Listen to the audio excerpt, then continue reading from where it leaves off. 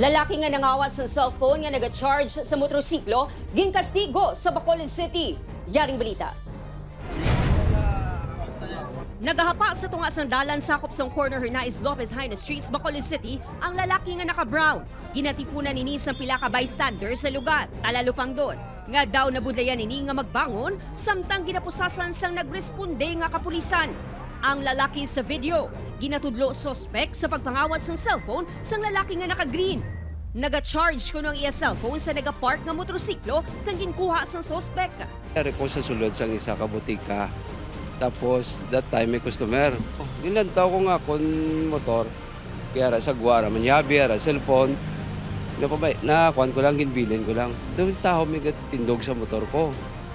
Tindog siya, nilantaw-lantaw. Dumay tuyo, ginisa. Nagpalapit siya sa akon motor, kaging kwa. Apang natigayon nga maagaw sang tag-iyang cellphone sa suspect. Diri na, kaging kastigo nila ang suspect nga nagtuyo pa nga malagyo. Pag palapit ko siya, pag atubang niya, sigpamba ko siya, gaging kuha mong cellphone. Yung gikuha ko sir para yatag ko siya. Kung mapalag na siya, amo to gintumba ko na siya. Imbestigaran pa sa kapulisan kung may iban pa nga na biktima ang suspect. Upod kay Reynald Casillo, Aileen Pedraso. 1 Western Visayas.